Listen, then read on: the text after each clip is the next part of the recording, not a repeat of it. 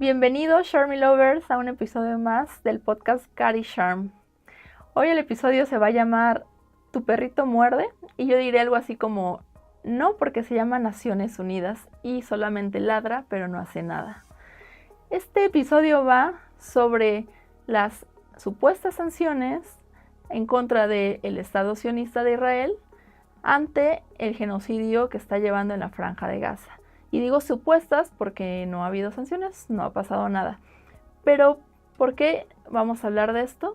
Se llevó el lunes pasado una sesión, la 80 sesión Asamblea de Naciones Unidas, en donde participaron los presidentes de las naciones más poderosas, algunas de ellas con veto en el tema de seguridad, y hablaron sobre economía internacional, sobre las finanzas y evidentemente el estado de la guerra en los conflictos de diversos países. Así que quédense y vamos a ver este tema.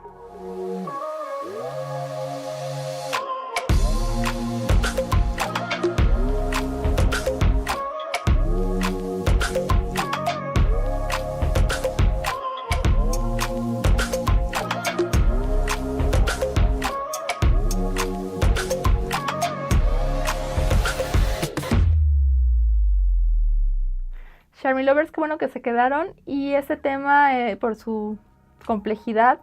es un tema sensible que lo iremos abordando desde la mayor objetividad posible. Como les comentaba,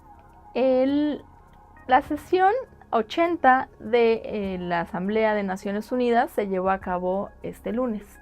y ahí pues cada presidente sube al estrado a dar su discurso y da alguna información sobre cuál es el tema de su país, su posición en la economía internacional, en los conflictos. Evidentemente las voces más destacadas por el peso que tienen como países pues es Donald Trump, que hizo un discurso básicamente quejándose que Naciones Unidas no lo ha apoyado en nada y que inclusive en la escalera eléctrica se quedó a la mitad y tuvo que caminar y subir, y lo bueno que estaba en forma, porque si no, no hubiera podido subir, de acuerdo a lo que él dice, que solamente le ha dado unas escaleras descompuestas y un chicharito que no funciona. De ahí en fuera prácticamente se dio guayabazos de que ha parado 7 guerras desde que llegó, que la economía de Estados Unidos va a viento popa, que tiene una estabilidad increíble y unos índices de aceptación todavía superiores. Yo lo dudo mucho, evidentemente desde que llegó pues se ha dedicado a gritarle a todo el mundo, imponer sanciones, incrementar la deuda pública y bueno, pues quejarse de todo lo que le acontece. Pero aquí también uno de los temas más controversiales, y es donde me voy a centrar, es el tema de los conflictos en Medio Oriente. ¿Por qué? Porque las posiciones están muy divididas. Evidentemente el país de Estados Unidos tiene veto en el Consejo de Seguridad, que siempre ha votado en contra de que Palestina se reconozca como Estado de facto ante Naciones Unidas. Sin embargo, todos estos meses ha sucedido algo interesante. Han pasado el número de países que han reconocido a Palestina como Estado, ha pasado de ser de 150 a 156, sumándose entre ellos Reino Unido, Canadá, Australia, Irlanda, España, Portugal, son los países que se han sumado. ¿Y por qué lo digo como un dato que cada vez va teniendo más fuerza en el entorno internacional? Básicamente, en el entorno internacional, el tema de la invasión de la Palestina ocupada por parte de Israel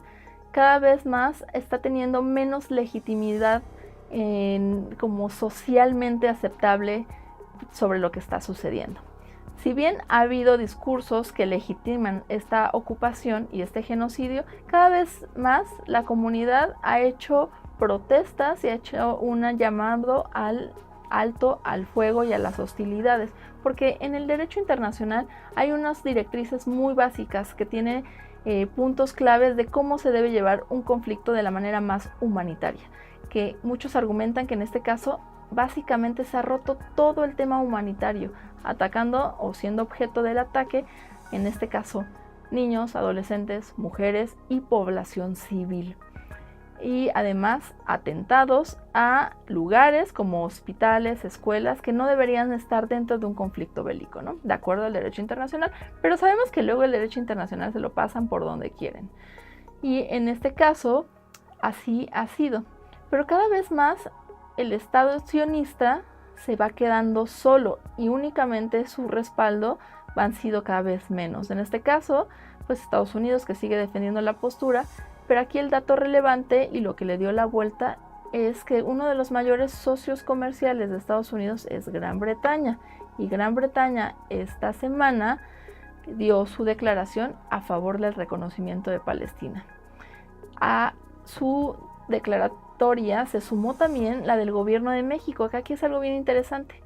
Si bien la postura de México siempre ha sido a favor del derecho internacional, de la libre determinación de los pueblos, de proteger el derecho ajeno, es la paz, todo esto, nunca había tenido una posición clara ni había nombrado como tal a los dos actores en el conflicto, solamente se había mantenido como en generalidades.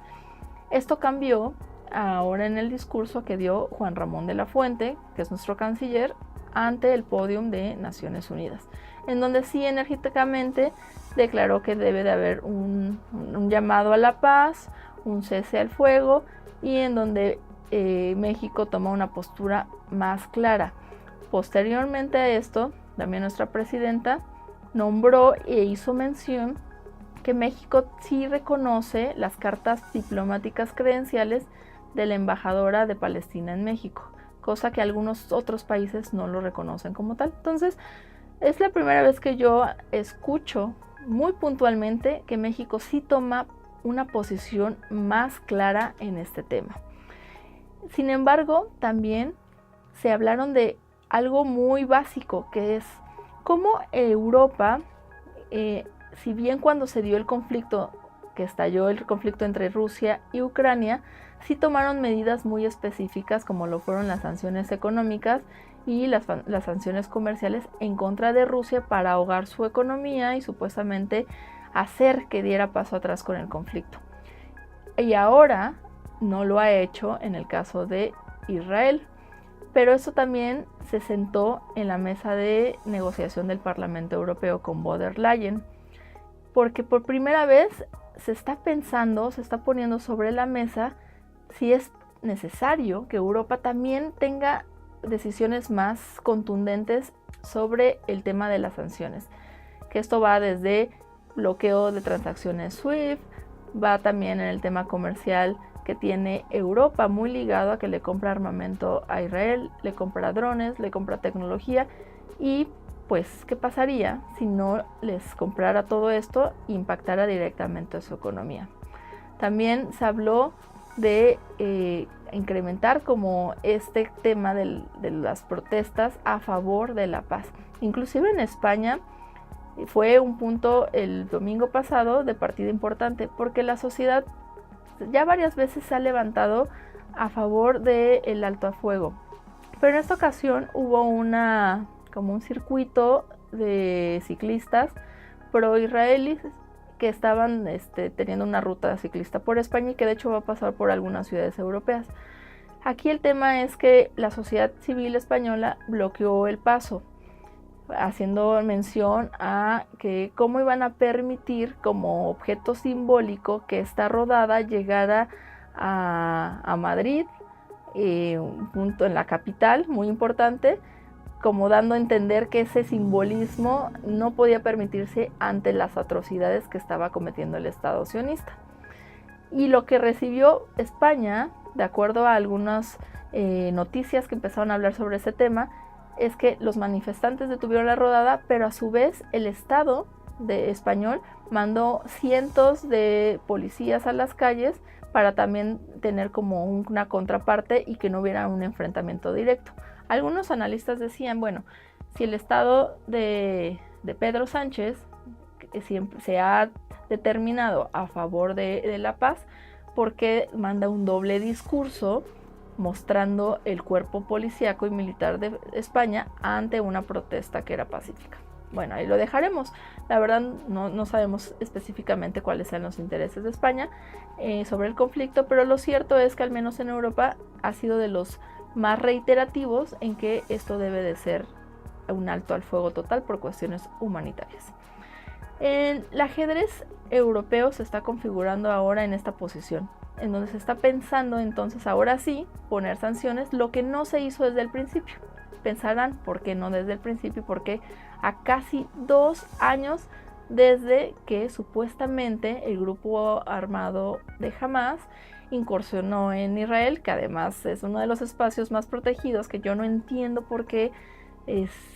llegaron este grupo hasta Tel Aviv a ocasionar supuestamente un ataque directo a ciudadanos de este estado. Y ahí empezó, hace 2 años empezó con este hecho la incursión justificada a Franja de Gaza. Y no solamente queda ahí, esto va más allá de un solo lugar que es Palestina ocupada, sino que también durante más de 70 años el mapa geopolítico de la región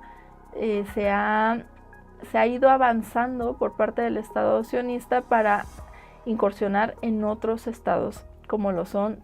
Líbano, como lo son el norte de Egipto, como lo es Cisjordania, como lo es Siria, y esto a su vez pues ha permitido como el Estado ampliar su espectro expansionista apoyado por las familias más poderosas económicamente de los Estados Unidos. Inclusive yo le he mencionado,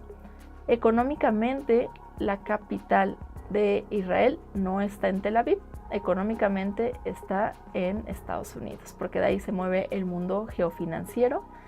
del Estado Israel. Entonces, justamente esa es parte del plan y evidentemente otra parte de la historia es que se busca tomar control de la zona, no solo por los recursos naturales, sino también por tener acceso y posiciones estratégicas en los altos de Golán y otras latitudes para poder observar desde ahí, en caso de ataques aéreos, cuál es la geografía de la zona, sino también desmembrar la zona a través de conflictos constantes para que posteriormente se llegue a un acuerdo de paz que va a ser todo menos la paz, sino más bien reconfigurar mediante un acuerdo jurídico las fronteras de acuerdo a los intereses del Estado de Israel. Ese fue el panorama. ¿Hacia dónde nos dirigimos? Probablemente a que el mundo cada vez más condena el hecho y que mientras más se tarde, lamentablemente el tema humanitario cada vez es más grave, el tema de la hambruna cada vez se profundiza más. Entonces, si la comunidad internacional está despertando tarde, pero está despertando, tendría que hacer cada vez más presión desde la sociedad civil para que así se impulsen a los gobiernos, para que esto tenga un tema muchísimo más humanitario y apegado al supuesto derecho internacional que la Carta de Naciones juró perseguir y que no ha hecho nada. Entonces, estamos en un punto muy crítico en donde si ya se están dando estos estallidos de voces cada vez más a favor de la pacificación de la zona y de la humanización de este genocidio, tendría que darse cada vez más pronto por el tema tan inhumano que se está viviendo. De ser así, pues probablemente el conflicto siga avanzando, se llegue al desmembramiento de la zona de Medio Oriente y acuerdos supuestamente de paz para ejercer todo el plan expansionista de Israel.